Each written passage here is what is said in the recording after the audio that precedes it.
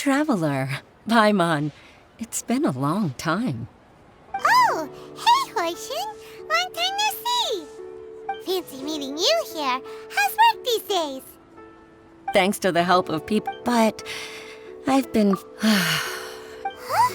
What? Nothing, he's always said. Anyway, my father's currently on the He seems very fond of you, too. I'm sure chatting with you will make him very happy. Sure, let's go.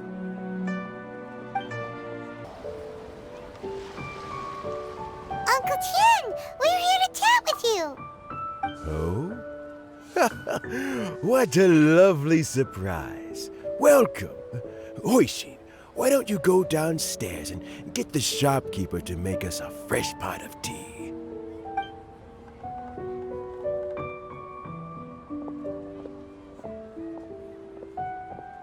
I heard that you've been traveling all over the place recently. I would very much like to hear your adventure stories. Hoishin told you, didn't she? Don't worry, I'm quite all right. It's just the years gradually catching up with me. As I grow older, I'm starting to find that with many things, though the mind is willing, the flesh is weak. Especially recently, I've noticed a rather drastic drop in my energy levels. I am still very much in good standing as the Tianshu today. Nevertheless, I wish to pass on the position before my mental acuity begins to decline beyond redemption. How difficult is it to transfer the Tianshu position? Oh, well, you see, the Tianshu is a rather unique position among the Liyue Qixing. Historically speaking, the Tianshu rarely appears in public. We stay behind the scenes, planning and giving advice, so a public selection process would not be suitable. We also want to keep any prospective Tianshu candidates free from influence by outside forces, so we tend to be as discreet as possible in their assessment and appointment.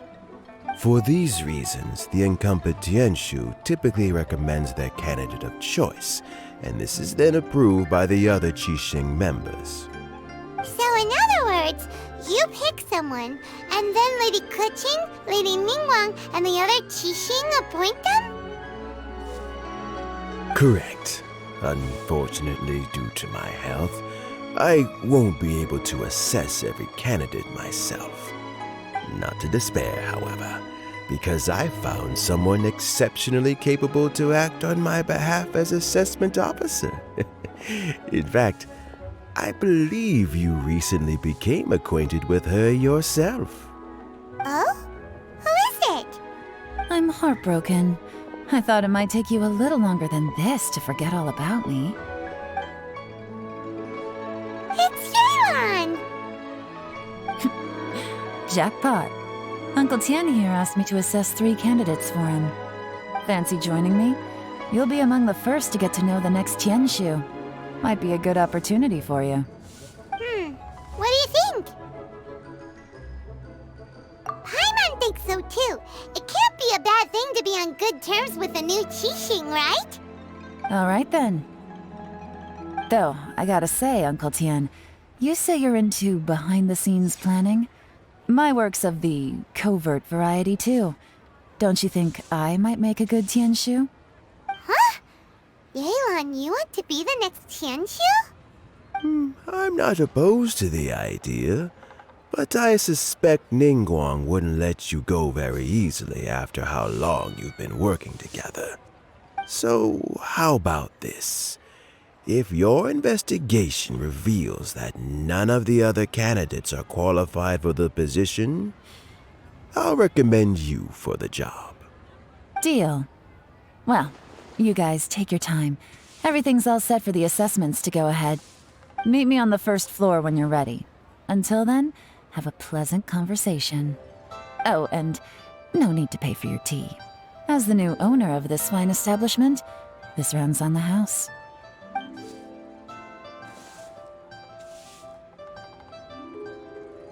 You're all set?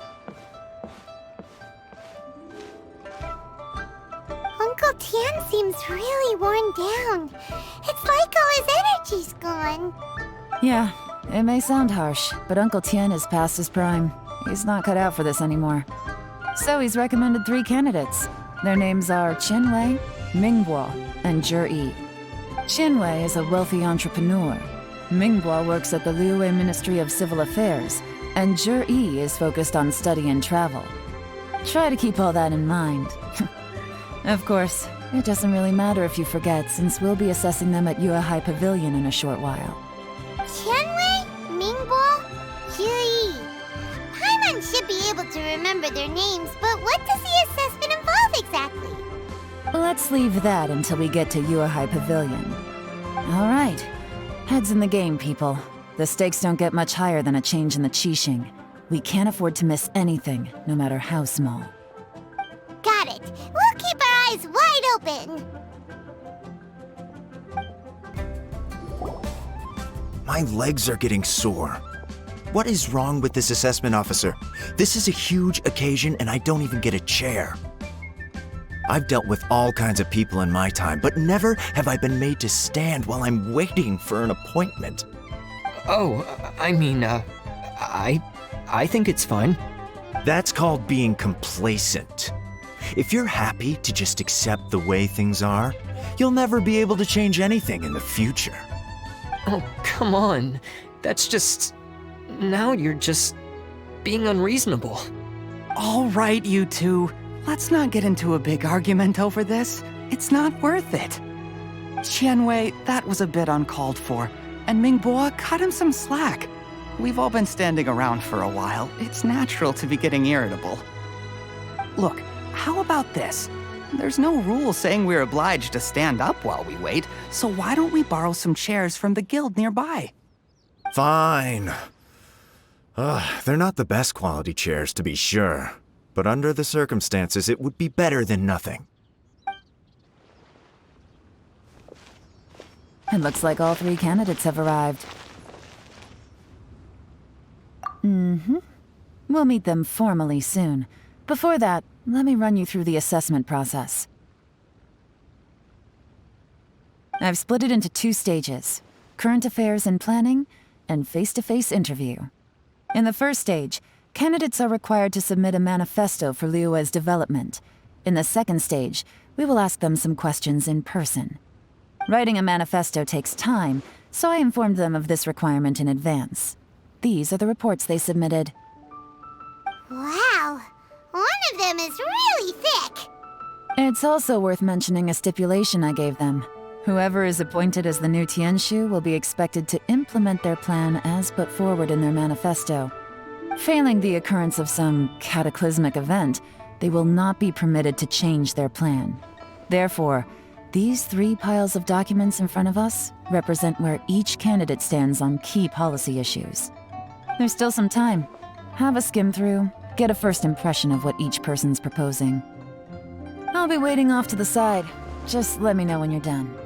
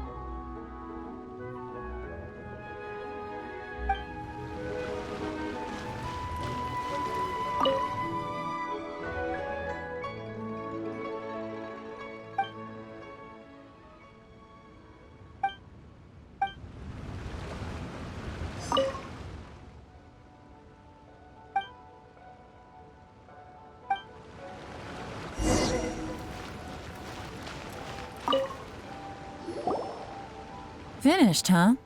What did you think? Everyone took it very seriously. Of course they did.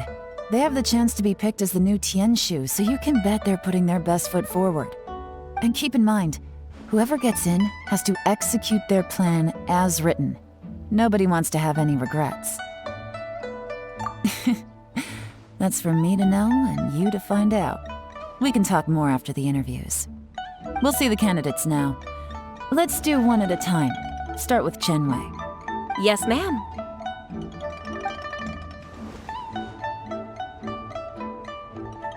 Oh? So you two are the assessment officers, are you? I had assumed that given the great import of this situation, Lady Ningguang would perhaps be assessing us in person. I certainly hadn't imagined I'd be seeing two entirely unfamiliar faces. I trust you've read through my manifesto? I'd be more than happy to clarify any details you found difficult to grasp. It was written with an expert audience in mind, after all. Mind your tone, mister! Relax. It wasn't intended as a personal slight against anyone in particular. I was simply stating a fact. Cloud Retainer? You know this Adeptus? Oh, yes, I remember now. You must be the traveler that people are constantly talking about. With your sterling reputation, you must have a respectable level of erudition. Perhaps you will be able to understand the concepts I have put forward. Although I shouldn't get my hopes up. Oh, is it my turn? Yes. Please introduce yourself. I'm, Mingbo. I work in the Ministry of Civil Affairs. I've worked there for, 9 years, 5 months, and 3 days. In that time, I've handled, 2,347 cases. I have 12 active cases at the moment. They should be concluded in, 16 days? My current work is related to urban planning, and I'm also responsible for, auditing the accounts. To be more precise, there are 3 parts to the accounts, namely... Is it just Paimon, or is he not very good at public speaking? You know what? Let's leave the self-introduction there and move on to some questions. Oh, okay. Sorry.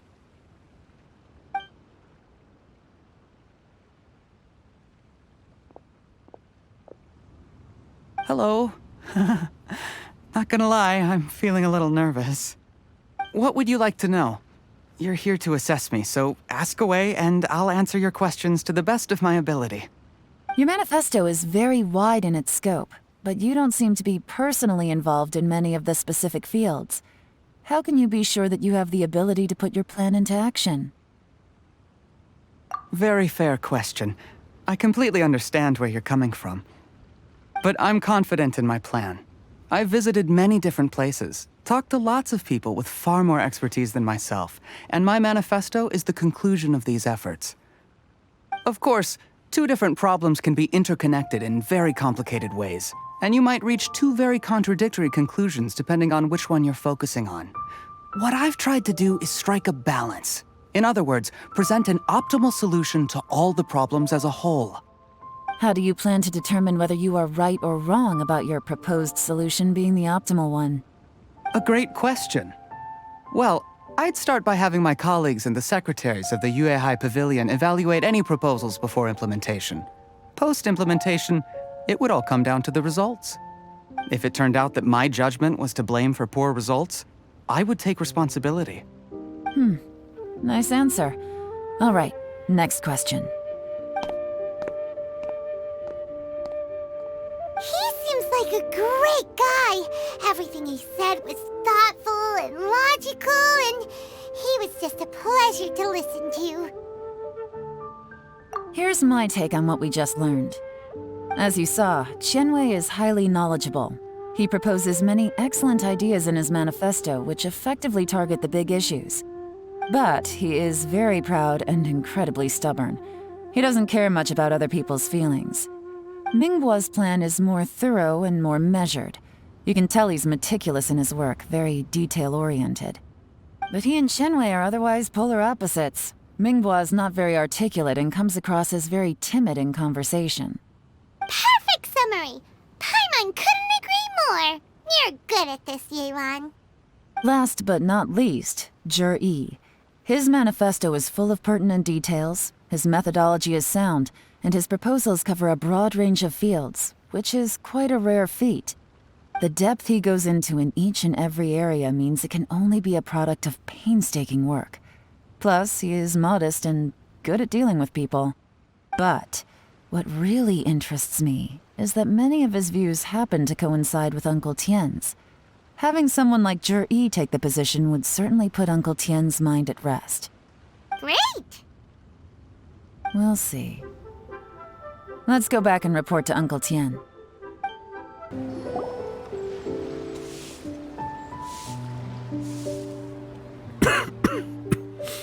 I see. Then it's more or less as I anticipated. All right, then let me ask this. The ideas in Yi's manifesto are very similar to your own. Is there any particular reason behind this? Oh, I didn't want to say anything when I gave you the list of candidates, for fear of affecting your judgment. But I can tell you now. Those 3 candidates have all studied under me in the past.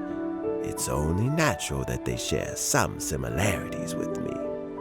But Wei went on to focus on his business, and Mingbo has always been occupied with his work at the Ministry of Civil Affairs.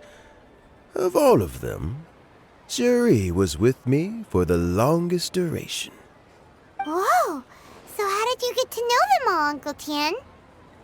Wei was referred to me by an old friend. Mingbo came to my attention in the course of my work, and as for Yi, that was pure happenstance. We first met while fishing. Gradually, as we got to know each other, we started discussing all sorts of topics. Yi came from a poor family, and his parents died when he was very young. But he was a gifted student and a fast learner. He reminded me of a younger version of myself. So I started out giving him a few words of advice when we were out fishing and noticed how quickly he got on. Quite. And now, all of a sudden, he's grown into a mature young man. It's a joy to see. But it also gets one thinking. The young are growing up, and I am growing old. How time flies. No one can escape the cycle of life. I don't know, Uncle Tien. You still seem in pretty good shape to me. You might have another few years of work left in you, don't you think? Oh, you. There's really no need to console me. Having less energy than I used to isn't such a bad thing. It just means I finally have a good reason to retire and spend my days doing what old men like me should be doing. Going fishing whenever I feel like it. Sounds like you sure love fishing, Uncle Tien. Ooh, there's nothing quite like fishing to pass the time. Ooh, and freshly caught fish, they make the most beautiful fish soup with barely any preparation required. Fresh fish soup. Sounds tasty. Doesn't it? Also, some time ago, Yi purchased a very special recipe from an old fisherman. When we've been fishing recently, Yi always brings some extra ingredients he prepared in advance. The addition of these makes the soup taste even more wonderful. That flavor makes for a fond memory. But at my age, who knows how many more chances I have left to taste it again. Ooh, can Paimon come next time too? Paimon really wants to try it. Let's get back to the matter at hand. Uncle Tien, we've reported back. Do you have a verdict? I appointed you as the assessment officer, and I trust your judgment. Had you not asked me why Yi's ideas were so similar to mine, I was not going to mention my history with any of them. This decision must be guided by what is fair and right. Please disregard all other considerations and make your final decision only after a thorough review of each candidate's talents and capabilities. Remember, you must be thorough. Understood. Come on, let's go talk somewhere else. Bye-bye, Uncle Tian. Look after yourself.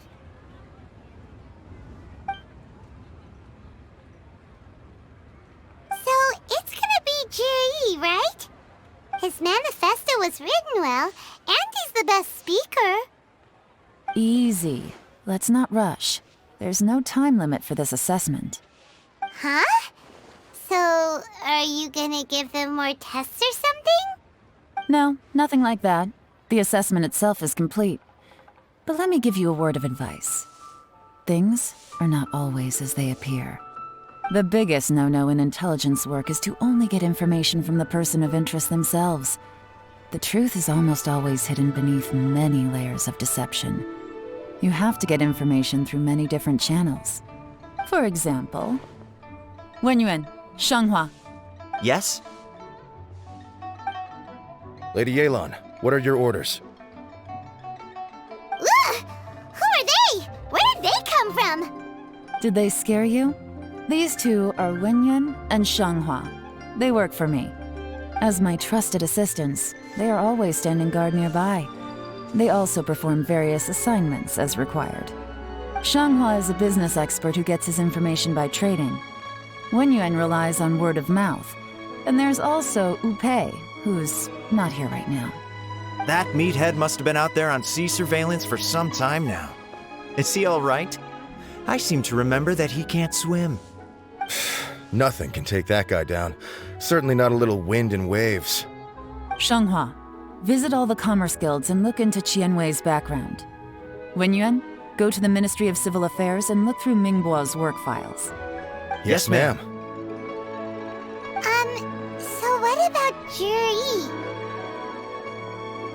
Jiri, well, obviously as the most promising candidate, we will be investigating him ourselves.